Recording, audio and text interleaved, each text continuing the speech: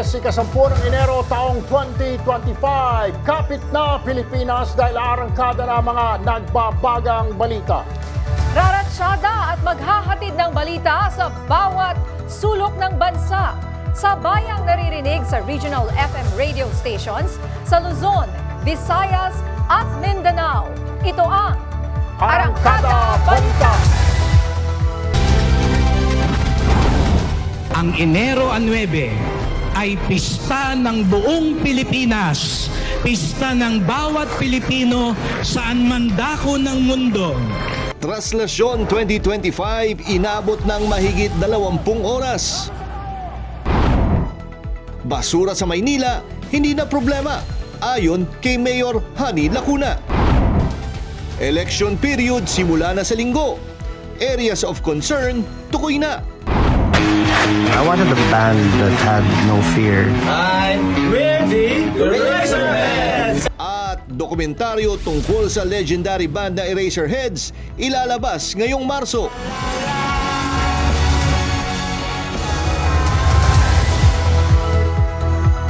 Pasado hating gabi nang makabalik sa Quiapo Church ang imahen ng Poong Jesus Nazareno. Mas mabagal ang prosesyon ng higit 5 oras kumpara noong 2024. Pero sa kabila nito, sinasabing matagumpay pa rin ito ayon sa mga organizers. Yan ang marangkadang balita ni Jack Batallones. Naging mabagal ang usad ng andas ng Poong Jesus Nazareno kahapon sa traslasyon.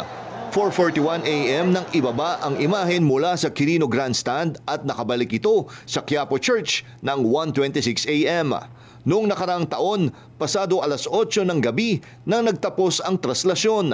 Pero ngayong 2025, mas tumagal ito. Isa sa dahilan ng mabagal na pag-usad ng prosesyon ay ang pagkakaputol ng tali ng andas. Unang naputol ang lubid sa may Ayala Bridge nang pumulupot ang tali sa gulong ng andas. At naulit ito sa Plaza del Carmen sa tradisyonal na dungaw. Kaya mula San Sebastian Church, itinulak na lang ng mga deboto ang andas. Naobliga po tayong putulin ang mga lubid sa dalawang pagkakataon. Mabuti na lamang po at may access na tayo sa ilalim. Sa ilalim. Kaya ho, nalagari natin yung lubid na yon. So, ang pinakamatagal na pagtakbo ng andas. 8.1 milyon na deboto ang lumahok ngayong taon. Mas mataas ito ng 35% kung ikukumpara noong 2024. Maganda raw ang panahon kahapon, hindi mainit at makulimlim buong araw. Kaya naging matyaga ang mga deboto na naghintay. Aminado si Manila Police District Director Brigadier General Arnold Thomas Ibay na nahirapan silang kontrolin ang mga deboto na nais sumampa sa andas kahit paulit-ulit na silang nagpaalala na huwag itong gawin. Meron po kaming public address system na nauuna po dito sa natin sa ating mismong andas to announce everything. Pero ipinagmalaki ng Minor Basilica and National Shrine of Jesus Nazareno na naging epektibo ang bagong disenyo ng andas. Wala na ho sa 25 ang nakakasampa sa andas. Ngayon talagang hindi nila kayang tumagal na tumayo dyan sa andas at medyo nahihirapan talaga. Pero sa kabila ng mabagal na usad ng prosesyon ngayong taon, sinabing matagumpay pa rin ito dahil walang namatay o bumaba ang bilang ng mga nasaktan o nangailangan ng atensyong medikal. Wala ring insidente ng nakawan. 538 lamang po ang medical incident. Out of 8.1 million, 538 na lamang po yung bilang na ating inintindi. Jack Batallones, umaarangkada sa pagbabalita. Problema ng basura sa Maynila, ayos na, ayon kay Mayor Hani Lacuna. At isang environmental pinuna ang basurang iniwan sa traslasyon. Nagbabalik ang umaarangkadang balita ni Jack Batallones. Tapos na ang problema ng basura sa Maynila. Yan ang pinagmalaki ng alkalde ng lungsod na si Hani Lacuna sa isang panayam kanina. Aniya, pinakolekta na niya ang basurang naipon mula pa noong 2024 dahil natapos na ang kontrata nila sa kanilang waste management service provider na Lionel Waste Management Corporation noong December 31, 2024. Sinabi ng Lionel na may utang na kalahating bilyong piso sa kanila ang Manila LGU, bagay na itinanggi ni Lacuna at sinabing may pondo naman para dito. Ang lahat po ng mga papeles nila ay nasa proseso naman. Alam naman po ninyo sa gobyerno, hindi naman po yan kaliwaan ng bayad. Di ho ba? Meron hong proseso yan, nagdadaan po yan sa iba't ibang departamento. Ang sa tingin ko po ay sinama ho nila sa kanilang calculation yung itong mga huling buwan na kung saan wala pa naman hong papeles na gumagalaw para humabayaran sila doon. Dagdag pa ni Lacuna, may 2 bagong service provider silang kinomisyon para mangolekta ng basura ngayong 2025. Ang inililinis nila ngayon ay ang tone-toneladang basura na iniwan ng mga deboto sa traslasyon. Samantala, binatikos ng environmental group na Eco Waste Coalition ang tambak na basurang naipon kahapon. Tinawag ng grupo na traslasyon ang nangyari dahil hindi na raw natuto ang mga deboto sa tamang pag-dispose ng kanilang kalat sa posisyon. Hindi natututo, no? Walang bago, no? Padami yung basura. Kasabay ng padami yung mga demoto na sumasama, no, sa pagdiriwang na to. So, ang tingin ng Eco Waste Coalition, may kailangan ng gawin, no? Payo niya sa mga organizer, habang binabalangkas ang plano pang seguridad sa traslasyon, sana isampa na rin sa plano kung paano mapapanatiling malinis ang tradisyonal na posisyon. Cherubim Ganaden, umaarangkada sa pagbabalita. Sa ibang balita naman, 6 sa bawat 10 Pilipino ang sang-ayon sa ginagawang pagdinig ng Quad Committee ng Kamara. Base yan sa huling survey ng Pulse Asia. Sa nasabing survey na ginawa noong November 26 hanggang December 3, noong isang taon, 61% ng mga respondent ang nagsabing pabor sila sa naturang investigasyon ng komite. 11% naman ang total, habang 24% ang undecided. August 2024 nang magsimula ang mga pagdinig ng Quad Committee na sumilip sa iba't ibang mga issue gaya ng mga krimeng may kaugnayan sa mga pogo, extrajudicial killing at war on drugs noong Duterte administration at umano'y mga paglabag sa karapatang pantao. Nitong Disyembre, naglabas na ng partial findings ang Quad Committee. Inirekomenda nito ang paghahain ng kasong crimes against humanity laban kay dating Pangulong Duterte, Senador at dating PNP Chief Bato de la Rosa, Senador at dating Special Assistant to the President Bongo, dating PNP Chiefs Oscar Albayalde, Debold Sinas, dating police officials Royina Garma at Edelberto Leonardo at Ermina Muking Espino. Ang Quad Committee binubuo ng Committee on Dangerous Drugs, Committee on Public Order and Safety, Committee on Public Accounts at Committee on Human Rights. Biyernes ngayon at asahan na naman ang matinding traffic. At kumustahin natin ang lagay ng trapiko sa may area dyan sa Cubao, kung saan nakapwesto ang ating Arangkada News Team.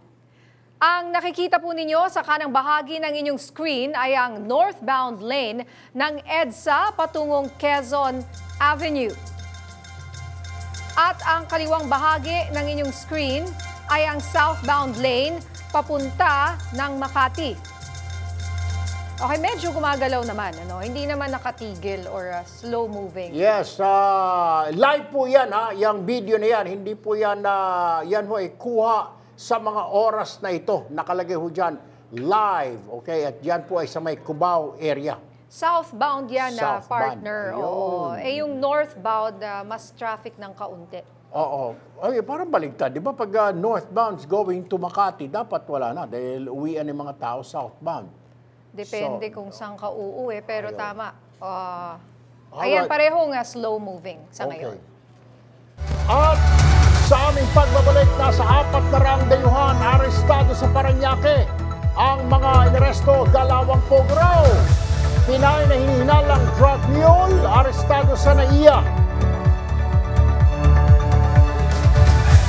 24 million pesos talaga ng droga nasabat sa kanyang maleta. Abangan sa pagbabalik ng Arangkada Balita.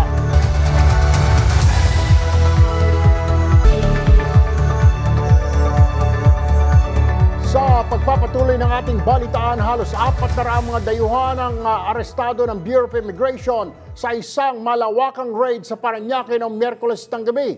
Sangkot daw ang mga ito sa mga iligal na gawain gaya ng modus sa Pogo. May panawagan naman ng isang senador para tuluyan ang masawata ang problemang ito. Yan ang marangkadang balita ni Cherubim Ganaden.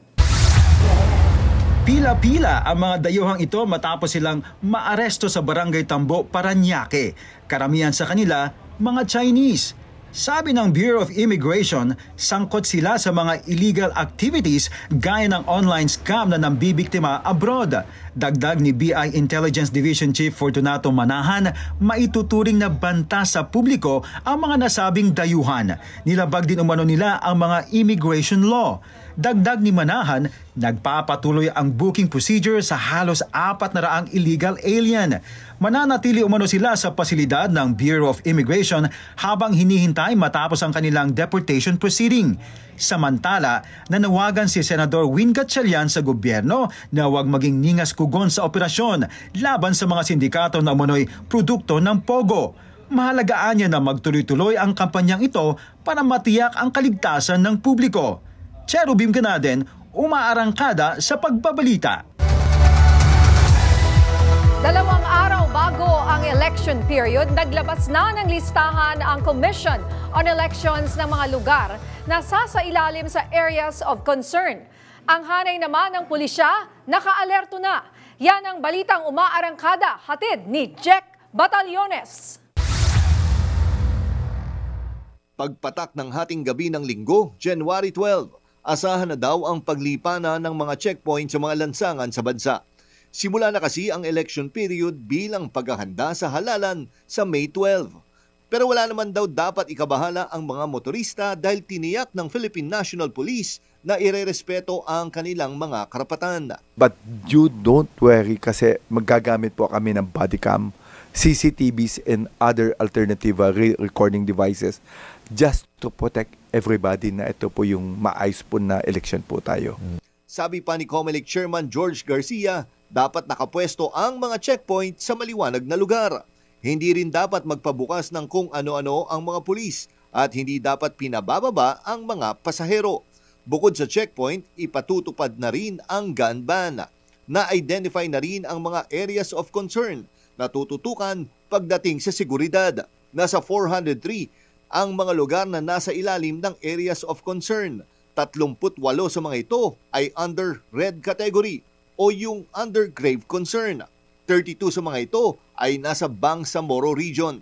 Pagka sinabi po ng red area yan, it doesn't mean magulo yan. Ang sinasabi, possible na kailangan namin mag-deploy ng tao para kami inaalerto, hindi kayo. And we are making sure na mas prepared po kami dito sa area na to. Sana po, yung mga kababayan natin, yung mga investors na nakikita na nasa red category, huwag po kayong matatakot. Yan po ay hindi po para sabihin na sobrang gulo ng area. Yan po ay parang directive lang sa mga ahensya ng pamahalaan, lalo na pag mag-e-eleksyon. Sa kabila nito, sinabi ni PNP Chief Romel Marbil na may namonitor pa silang 3 private armed group sa bansa. Target daw nilang malansag ito bago magsimula ang campaign period sa February 12. Samantala, sinabi ni Garcia na bukod sa checkpoint at gun ban, simula na rin ang pagbabawal sa pag-a-appoint at pagsususpend ng mga opisyal ng gobyerno at maging ang implementasyon ng ilang mga proyekto. Liban na lang kung i-exempt ito ng COMELEC. Jack Batallones, umaarangkada sa pagbabalita. At kaugnay po ng balitang yan, kasama natin ngayon dito sa aming studio si Police Brigadier General Gene Fajardo, ang tagapagsalita po ng Philippine National Police. Magandang hapon po, General Fajardo, ma'am. Magandang hapon po, Sir Erwin and Ma'am Monina, at sa lahat po ng nanonood at nakikinig sa inyong programa, magandang hapon. Ano pong i-expect ng mga kababayan natin sa 12:01 ng Sunday? Kasi mukhang dito na po talaga mag-uumpisa. So, what do we expect? Ano po ang mga dapat, mga do's and don'ts na gagawin ng mga kababayan natin starting at 12:01 sa Sunday po na madaling araw? Tama po sir, starting 12:01 AM po ng January 12, start na po yan ng election period at implementation po ng gun ban. Ang PNP po kasama po ang Armed Forces of the Philippines at Philippine Coast Guard ay mag-i-establish na po ng mga strategic checkpoint at lahat po yan ay magiging mahigpit po tayo sa pagbabantay po at lalong-lalo na po doon po sa implementation po ng gun ban. So doon po sa mga may-ari po ng baril kahit po kayo ay may mga permit to carry unless of course meron po kayong hawak na certificate of authority ng exemption galing po sa COMELEC, lahat po kayo ay sakop po ng gun ban. Okay. My next question, ma'am, is kahapon, formal lang ipinalabas ng COMELEC ang areas of concern for this election. Paki-explain nga ho yung tinatawag na consideration sa isinasagawang pagkategorize sa lugar na red, orange, yellow at green. Ano ang ibig sabihin ng mga yun? Tama po sir, kahapon nga po ay official na pong nilabas ng COMELEC ang initial po na mga lugar na mapapasailalim po sa mga election areas of concerns. 403 po lahat yan, 188 ay napasailalim po sa yellow category, 177 po sa orange at 38 naman po na towns and cities na ay nasa red category. Isa-isahin po natin yan, pursuant po sa COMELEC resolution, may 4 po tayo sir na category, yan po yung green category, yan po yung mga lugar na wala po tayong security concern.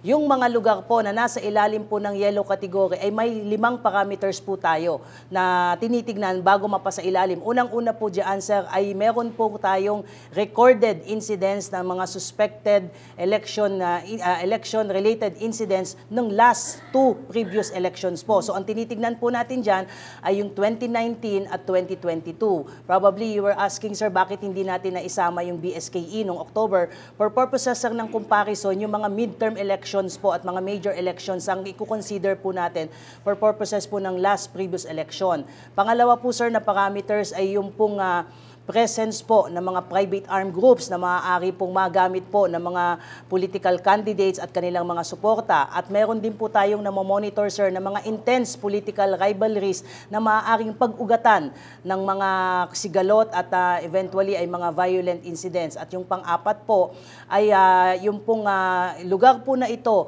ay dati na pong napasailalim at na-declare under COMELEC control. And lastly po ay meron po tayong recorded na mga insidente na tinatawag po natin ng mga politically motivated incidents during the current period. So kung lahat po yun, sir, ay mag-meet po ng isang lugar, automatic po yun, sir, nasa yellow category na po.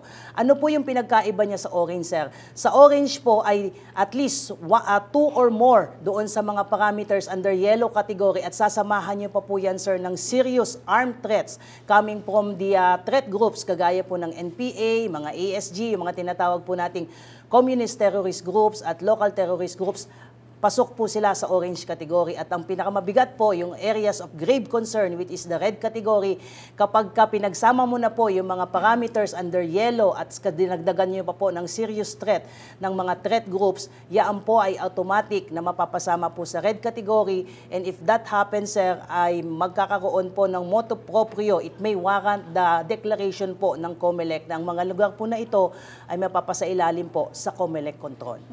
Ano po yung mga lugar na nasa red category? Can you give us some examples po ng mga lugar na ito? Yes, ma'am. Base po sa initial list, ma'am, dun sa 38 po, karamihan po dyan, at least more than 85% po ay nasa Bangsamoro Autonomous Region. 32 out of the 38 ay yan po ay nanggaling po sa Bangsamoro Autonomous Region. Meron din po tayong paisa-isa dyan po sa Luzon, meron din po tayo sa Visayas, ma'am. Okay, at pagka nasa red category po, ano po ang kaibahan nito pagdating sa mga klase ng seguridad ipinapatupad niyo po sa lugar? For purposes ng security deployment, maliban dun sa mga deployment po, regular deployment po ng mga territorial units, ay magpapadala po tayo ng karagdagang puwersa na manggagaling po sa ating mga provincial mobile forces at special action force because these are highly skilled police personnel na trained to counter yung mga high security threats po. At syempre, yung ating armed forces, palagi po yan, ay nagkukumit po sila ng augmentation na forces, lalong-lalo na po doon sa mga areas na may monitored po tayong presence po ng mga threat groups po. Balikan natin, General, yung, excuse me, yung tinatawag na gun ban. Okay? So, pero yung mga tulad ng security guard, diba? Kailangan pa rin armado yan. Yung ating mga kapulisan, kailangan bang armado sila? I mean, uniformado? May dala pa rin silang mga exemptions from COMELEC or hindi na kailangan? For example, you're in the AFP, nakapatig, papunta ka sa duty, police, magta-traffic or investigation, yung mga gwardiya, kailangan ba nila they have to be in uniform? At kailangan pa rin ba nila na may exemption from COMELEC? Tama po sir, basta pag may election na period po tayo, lahat po tayo ay nasa ilalim po ng control and supervision po ng COMELEC, including the Armed Forces of the Philippines at Philippine National Police. Bagamat exempted po ang nasa uniform service, ay dapat po ay ang dala po nilang baril ay yung nakasaad po doon sa kanilang mga acknowledgement receipt po ng kanilang mga baril. Ibig sabihin, yun po yung kanilang issued firearms dahil nga po bawal pong magdala. At dapat po, bit-bit nila yung kanilang mga baril while in the actual performance po ng kanilang mga duty. So kung naka-off duty po sila, dumaan po sila sa checkpoint at wala po silang maipakita na any mission orders allowing them to carry firearms, pasok po sila dun sa gun ban. At maliban po doon sa mga uniformadong pulis at sundalo po natin, may inilabas po na exclusive list po ang COMELEC doon po sa mga authorized or exempted po sa gun ban. Kasama na po dyan yung ating mga justices, yung ating mga judges, yung ating mga lawyers, yung ating mga COMELEC officials, yung ating mga cabinet secretaries, and of course, yung pong mga private individuals na based po sa nature ng kanilang business ay regularly ay nagdadala po yan ng mga malalaking amount po ng mga pera po by pursuant doon sa nature po ng kanilang mga activities. Doon po sa nasabi niyo po ng mga security guards, dapat po sir, yung kanilang mga security agencies ay meron po silang request for exemption coming from the COMELEC. Okay. Ma'am, pagdating naman po sa mga cybersecurity concerns, may mga naglalabasan na rin, mga fake news against a candidate or what, may mga naglalabasan pong iba't ibang klase ng balita. Paano po natin ito tinutugunan? Tama po yun, isa rin po yan sa tinitignan po natin dahil yung laban po natin sa krimen ay hindi na lamang limited sa mga streets at sa mga kalsada.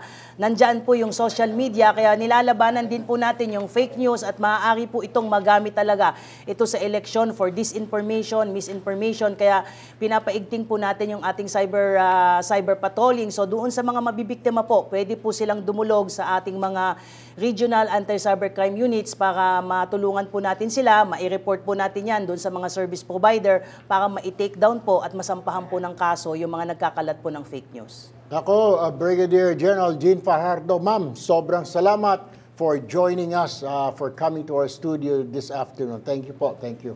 Maraming salamat po, sir. Samantala, sinabi rin ni COMELEC Chairman George Garcia na may mga programa ang pamahalaan na exempted sa election ban. Kabilang anya rito ang mga programa ng Department of Health, Department of Labor and Employment at Department of Social Welfare and Development. Ayon sa DSWD, 28 programa nito ang na-exempt sa election prohibition, kabilang ang AKAP. Pero may kondisyon ng COMELEC na tinanggap naman ni DSWD Secretary Rex Gatchalian. Bawal mag-distribute na naandoon ang politiko. Absolutely no politicians / candidate during the distribution ng mga ayuda kahit na anong tawag natin dito. Number 2, submit sa amin yung guidelines na ginagawa ng DSWD upang makita namin kung paano masisigurado yung ating atas na yan. Mga konsehal, mga kapitan, congressmen, they know their community, they know their area, and they have the logistics, the boots on the ground. Yes. Kaya minsan makikita nyo, may kasama kami doon, pero hindi porket nandun sila, susunod yung mga social worker, hindi porket sinabi ng isang kapitan sa'yo, bibigyan ka namin ng ganito, kami pa rin ang may final say nun. So walang taong pwede mangako on our behalf. At kaugnay nga po niya, nasa linya ng telepono si COMELEC Chairman George Garcia. Magandang hapon po, Chairman Garcia. Magandang hapon po, Sir Erwin, Ma'am Nina, at magandang hapon din po sa mga kababayan natin. Tungkol po dito sa AKAP at iba pang mga government services, ano po ang mga sakop na probisyon para hindi maabuso at magamit po ngayong eleksyon? Ma'am Nina at Sir Erwin, alam niyo po napakaliwanag lang naman ang pagpipilian ng COMELEC. Absolute prohibition o pagbibigyan natin yung mga yung mga programang ito ng pamahalaan, subalit maglalagay tayo ng mga konting limitasyon para naman masiguradong hindi ito naaabuso. Napakaliwanag po sa COMELEC, hindi kami para balakid sa pagbibigay ng tulong sa mga mahihirap nating kababayan, lalo na at ito ay 45 araw bago ang halalan. Tatandaan natin, sa 45 araw na yan, maaari may magkasakit, talagang may magutom, may talagang mga kababayan natin mahihirap na nag-aaral ng mga estudyante, matitigil sa pag-aaral. Kung kaya minarapat ng COMELEC na ating pong pinanigan yung pagbibigay ng exemption, subalit naglagay tayo ng ating pong certain limitations. Halimbawa po, sinabi natin, sana naman during the distribution ng ating pong mga ayuda ay during po the distribution ay wala man lang pong presensya ng mga politiko o ng mga kandidato. Number 2, na baka pwede maisabit sa COMELEC yung pong guidelines na pinangako po ng DSWD na kanila pong ginagawa upang masiguradong ito hindi maaabuso. At number 3, na sana yung mga magpapatupad nito kasama ng opisyal ng DSWD o ng DOH o ng kahit po ng DOLE, sana naman po ay tutupad doon sa kanilang pinangakong commitment na hindi ito maaabuso at gagamitin para sa pamumulitika. Chairman, this is Erwin Tulfo, sir. Pero may mga ilang politiko, based on experience, kahit nung ako po ay nagko-cover pa lang ng 2019, ay may mga diskarte po ang politiko. Lalap, hindi nga tutungtong sa stage, pero nasa paligid nung distribution area or tagtad na mga tarpaulin at kung ano-ano yung pagmumukha nila doon sa distribution area. Paano po yan, sir? Yan po, Sir Erwin, tama po kayo at kanya-kanyang style pero yan po ay iaasa po natin sa DSWD bilang siya naman talaga ang tagaganap ng ganitong tungkulin para masiguradong maayos ang ating pong distribution. Naniniwala po tayo, Sir Erwin, yung pong ating mga social workers, license po yung mga yan highly professional at naniniwala tayo, sila mismo, lalo na yung mga permanent na social workers ng DSWD, hindi papayag na mababalahura o maabuso yung gantong klaseng distribution, lalo pat nakita at alam nila na may prohibition at may limitasyon yung ginawad ng COMELEC. Pwedeng ma-lift namin yung binigay na exemption pagka medyo hindi nila inimpose yung ating pong nakalagay na kondisyon. O kaya naman, pwede silang makasuhan ng kasong administratibo or criminal. Election offense po yan. Kasama na rin yung mismong politiko na aabuso po dito. Isa pang katanungan, Mr. Chairman, ay yung mga constituents na pupunta sa office ni congressman, pupunta sa office ni mayor, at i-refer nila doon sa ospital. For example, pupunta kay congressman at sasabihin, pumunta ka dito sa kuan, may fill up na form, syempre, bibit-bitin ng tao yung form na yon na may office, for example, office of congressman like this, bit-bit po ng pasyente yon o ng beneficiary. Okay lang ho ba yon yung gano'n na galing siya doon sa office ni congressman, bit-bitin niya yung referral ni congressman papunta doon sa ospital o sa DSWD kung hihingi po ng AIX? So Erwin, wala po akong nakikitang masama po doon o irregular o illegal doon sa gagawing yon sapagkat yung endorsement ay just the same endorsement lamang naman po at ang may final say naman kung papayagan at yung mismong endorsement na yan ay nado sa ehensya na nagpapatupad po ng pagbibigay ng ayuda. Sa bandang uli, pagka nakita naman po ng ating pong departamento, katulad ng DSWD, DOH o kahit nga po ng DOLE, na talaga namang karapat dapat yung na-endorso ni congressman o sino mang opisyal ng pamahalaan, ay papagbibigyan man po hindi dahil sa endorsement ng mismong politiko o kandidato, kung hindi dahil sa nararapat talaga na aayon na bigyan siya base sa criteria na mismong ahensya ang nag-lay down. Okay, kasi ito naman pong mga humingi ng tulong, pwede namang dumiretso Di ba? Hindi na kailangan humingi ng endorsement. Kahit sino, pwede naman pumunta sa DSWD para humingi ng tulong. Mensahe na lang po sa publiko tungkol po ngayon sa kredibilidad ng electoral process. Maayos naman po yung ating ginagawang paghahanda. Ang importante, lagi na itapaliwanag ng COMELEC, Ma'am Nina, Sir Erwin, yung ating proseso. Ang importante, ang COMELEC open sa suwestyon, komento, kritisismo at ano pa man, kahit pa oposisyon sa ating pong ginagawa dahil po ito ay two-way process. Hindi pa pwedeng COMELEC lang ang may monopolya sa kaalaman. Sapagkat naniniwala po tayo, transparency, accountability, inclusiveness, yan ang kailangan upang pinaniniwalaan ng mga mamamayan ang integridad ng ating halalan. At the same time, dapat naman din po ang ating mga mamamayan may corresponding obligation. Boboto ng tama upang ang demokrasya ay laging mananagumpay dito sa ating bansa. Sir, may pahabol lang ho ako na katanungan. May kumakalat na mga chismis dyan sa Mindanao, particular na sa BARM, na mapopostpone daw ang BARM elections at hindi isasabay sa midterm elections. Is this correct? Marami ho nagtatanong na mga kababayan natin, nag-i-inquire po dito sa aming studio, kung tuloy ba ang BARM elections ay sasabay ito sa Mayo 12, 2025 this year. Sir Erwin, bagamat ang ating mababang kapulungan ay nag-approve ng isang panukalang batas na nagpo-postpone ng barangay na SK election, subalit wala pang counterpart na approval naman sa Senado. Ang inyo pong COMELEC, ang aming pong pagkilos ay as if meron tayo talagang halalan sa Mayo 12 sapagkat napakahirap po mag-presume na ito'y mapopostpone. Ganung ang present na batas na meron tayo ay tuloy ang halalan kasabay ng national and local elections sa Mayo 12. Yun po ang kadahilanan, Sir Erwin Mania, kung bakit ang ating pong printing ng balota ay nagtutuloy-tuloy. Ngayon po matatapos na po kami sa printing ng balota para sa Bangsamoro. 1.241 million po yan para sa national and local elections at 1.241 million din para sa Bangsamoro parliamentary elections. So ibig sabihin, ganyang naandyan na po yung mga balota. As far as the COMELEC is concerned, tuloy po ang halalan. Alright, maraming salamat po, COMELEC Chairman George Garcia.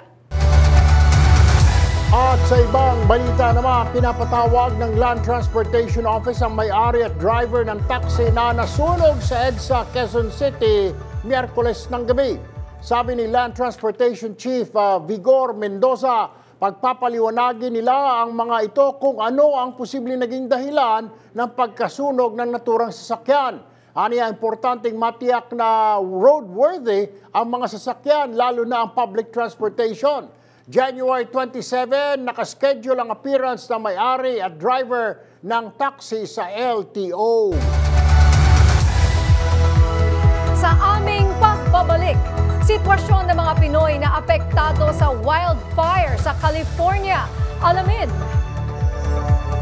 Pagtaas ng kaso ng African swine fever sa Cagayan, mahigpit na binabantayan. Isang katayan ipinasara muna. Abangan sa pagbabalik ng Arangkada Balita.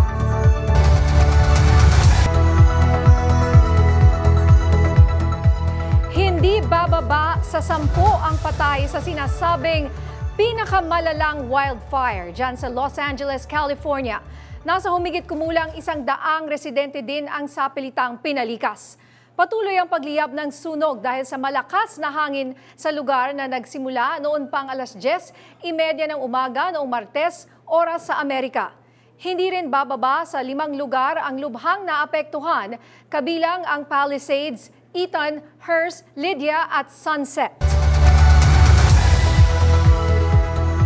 At live makakasama natin via Zoom ang kababayan natin na si Bel Morales, na residente ng Santa Monica, California. Bel, thank you for joining us. Kumusta ang sitwasyon ninyo dyan sa iyong lugar? Saan ka ba eksakto? Dyan sa Santa Monica, California. Hi, Nina. Thank you for having me. Yeah, I live in Santa Monica, which is 5 minutes is Malibu and then 5 minutes Pacific Palisades. So far, we're safe, but we have received the evacuation order. And as of today, there's another fire that broke out sa Woodland Hills and West Hills. So now there's about 8 areas in LA area that's affected. And the people na evacuate is actually running up to 360,000. It's a big number from 2 days ago when it started. But in your case, how are you? Have you evacuated or are you still in your house? We're still trying our best to stay, although we have the evacuation order. We're packed and ready to go any minute that we need to go. Actually, today, we had to walk for like 20 minutes because they didn't allow any cars along PCH where we live.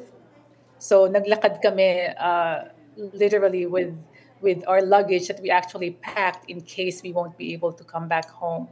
But you can see the air quality index is really bad. We have to wear masks when we leave the house. But for the next few days, we will stay home. All right. Yes, Belle. Have you heard from our other kababayans dyan sa California at kumusta sila ngayon, yung mga kailangang mag-evacuate? Saan sila nagpunta? So we have a center in Westwood that people can go to stay. Actually, speaking of Filipinos, we have an elderly neighbor, 88 years old, and they have a Filipino caregiver. So my fiance helped them to evacuate.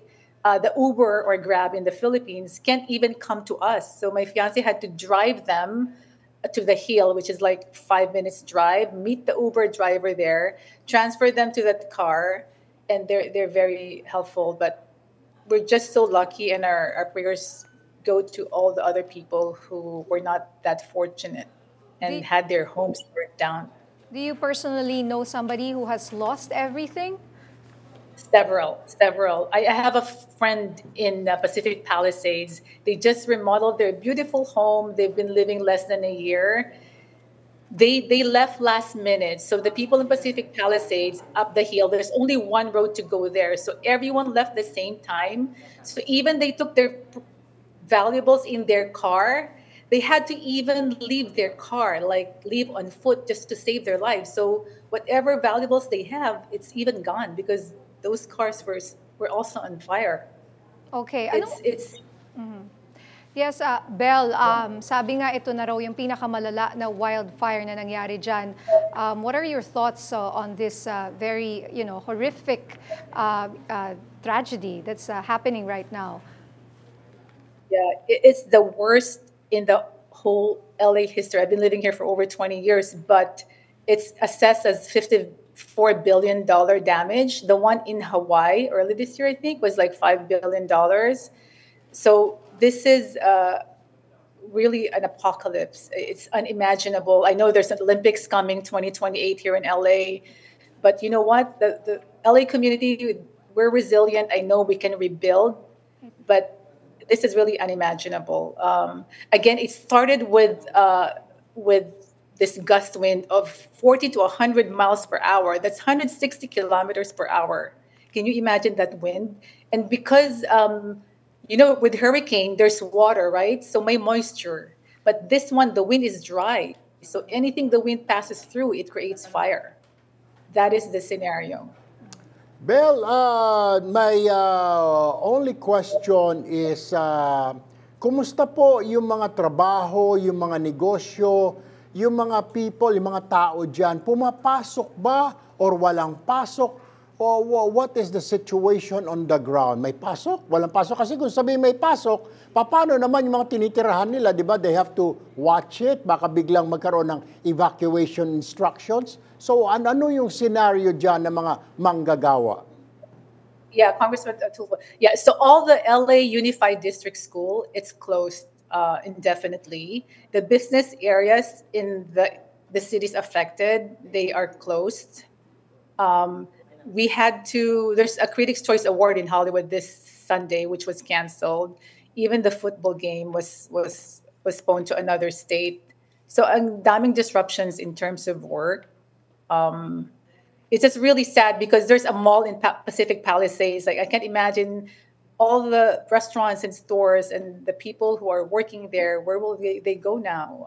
I know Biden was here yesterday in LA, and the government is giving 100% support with regards to the expenses, with regards to the situation. Normally, they only give 70%, I heard. But yeah, the government is full force to support the city.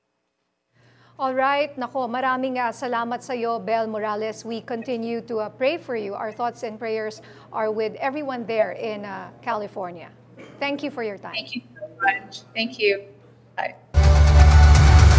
Sa ibang balita naman, isang Pinay na galing Sierra Leone ang inaresto ng Bureau of Immigration pagdating nito sa Ninoy Aquino International Airport kagabi. Kinilala ang Pinay bilang si Joy Golmatico.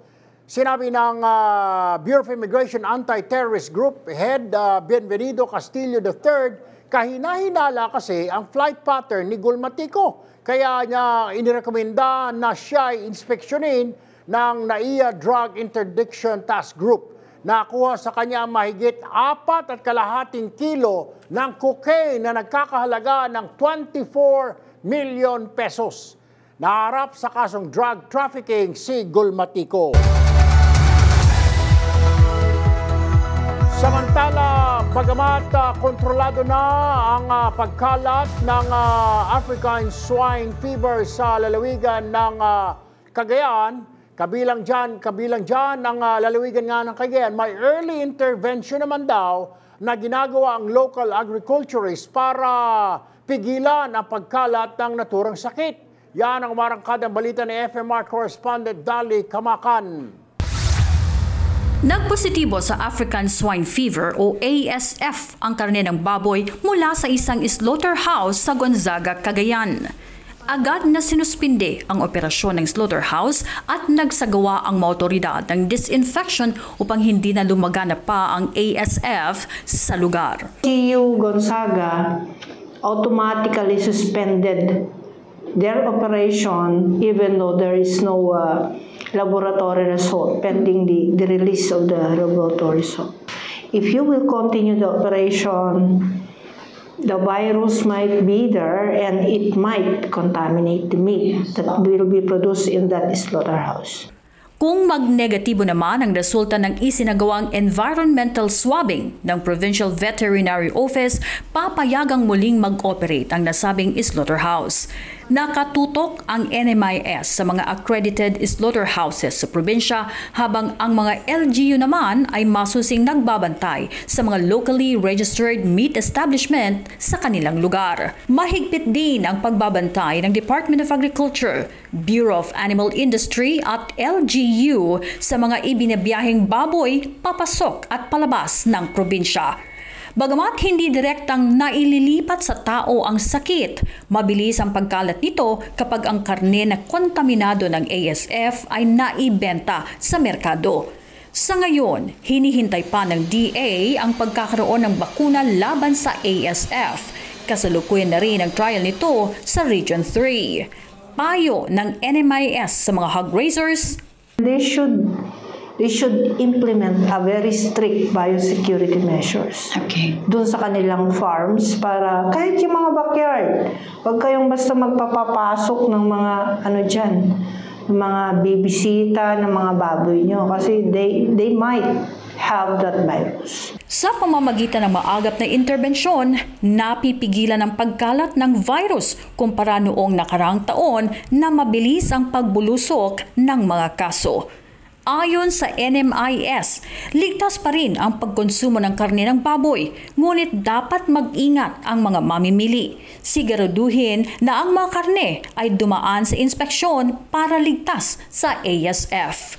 Dali Kamakam, umarangkada sa pagbabalita. Umabot na sa Visayas ang bentahan ng murang bigas. Masayang-masaya naman ang mga consumer sa Eastern Visayas. Dahil dito, ang balitang umaarangkada hatid ni FMR Tacloban correspondent Hansel Cuevas. Mabibili na sa ilang mga pamilihan sa Eastern Visayas ang 38 pesos per kilo na bigas. Nito lang nakaraang araw nang simulang ibenta ng ilang rice retailers sa Tacloban City Public Market ang mas murang bigas na bahagi ng mas pinalawak na Rice for All program na unang ipinatupad sa mga Kadiwa store. Ikinatuwa naman ito ng maraming mamimili. Sa wakas, nagkaroon din ng murang bigas dahil meron ng 38 pesos. Dahil 5 kami sa bahay, ang 2 kilo yun ang nakukonsume namin sa isang araw. So, kasi 56, so mahigit 100. Ngayon, medyo malaki-laki na ang ibinaba. Na thank you talaga sa naging mura na siya. Masaya kasi ngayon ko lang nakita na meron palang murang bigas pero maganda. Mas malaki yung save para sa ibang mga bayarin, gastusin para sa paralan at para sa pambayad ng mga kuryente. Ayon sa ilang retailer, malakas ang demand sa 38 pesos na bigas lalo't hindi naman din umano na lalayo ang kalidad nito sa ibang imported at commercial rice. Bukod sa Tacloban City Public Market, mabibili din ang 38 pesos per kilo na bigas sa palengke ng Calbayog City. Maalala ang inilunsad ang Rice for All program na inisyatibo ng gobyerno na naglalayong makapagbenta ng mas murang well-milled rice sa publiko sa gitna ng mataas na presyo ng nasabing produkto sa merkado. Pinangungunahan ito ng Department of Agriculture sa pakikipagtulungan ng mga local dealers, importers at wholesalers. Hansel Cuevas, umaarangkada sa pagbabalita. Sa aming pagbabalik, iconic OPM band na Eraserheads bears all sa kanilang documentary film na Combo on the Run.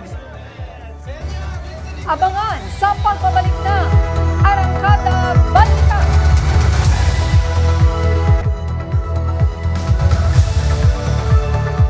Dahil sa patuloy na pagliyab ng wildfire sa Los Angeles, California, ipinagpaliban kanina ng National Basketball Association or NBA ang laro ng LA Lakers kontra Charlotte Hornets. I-reschedule ang laro sa mga susunod na araw.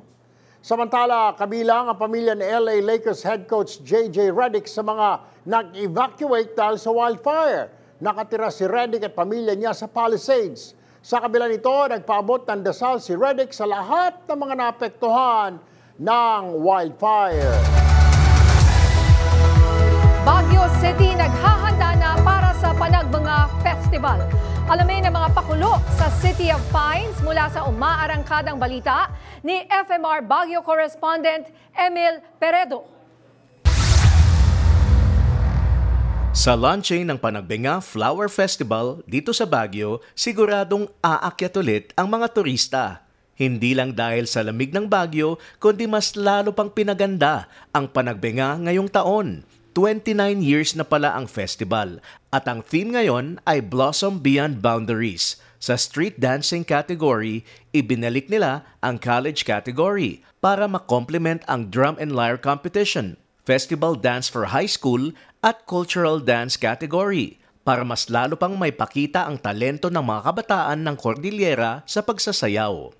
At sa Grand Float Parade naman, mas dinagdagan pa ang premyo ng mga sasali dito para mas lalong ganahan at gandahan ang kanilang mga floats. Dahil sabi nga nila, extraordinary talent deserves extraordinary rewards. Ang Panagbanga Grand Street Dancing ay magaganap sa February 22, Sabado, at ang Grand Float Parade ay sa February 23, Linggo. Dito sa Baguio, Emil Peredo, umaarangkada sa pagbabalita. Combo on the Run. Once again, ipapaalala ng Eraserheads kung bakit sila legendary at kung bakit ang mga 90s kids ay forever fans. Yan ang umaarangkadang balita ni Mia Sarigumba ng FM Radio Manila. Mula sa tugatog ng kasikatan, masakit na break-up, Making movies and commercials. I wanted a band that had no fear. Hi, we're the Eraserheads, and you're listening to your radio! Hanggang sa epic na reunion concert noong 2022 na dinagsan ng mahigit 60,000 fans. In mainstream media, there was a big... Sa direksyon ni Diane Ventura ay magpapakita ng raw, honest at never before told na kwento ng E-Heads. Ito ang ultimate backstage pass sa buhay nina Ellie, Raymond, Buddy at Marcus. Everything. What? What's happening? As a punk.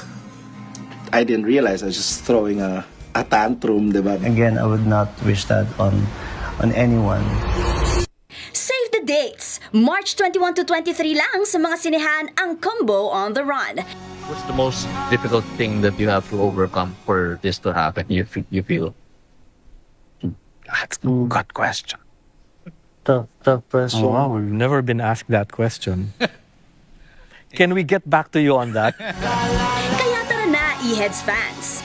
Ako si Mama Mia, umaarangkada sa Showbiz Chika.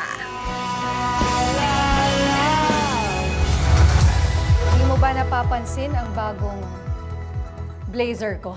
Maganda. Very nice. Inabel yan. Inabel? Hinabi mula sa Kala ko Ilocos. si Annabel. Inabel. Oh. Anong paborito mo sa Eraserheads? Dapat ikanta mo. Ano ba ito, paligsahan? With a smile. Pare ko, ayan, ako yan ang paborito ko. Yan ang paborito. At saka huling El Bimbo, syempre. At, partner, yan ang balitang umarangkada ngayong araw. Para hindi mo mahuli sa mga balita, kapit lang hanggang sa susunod na Arangkada Balita.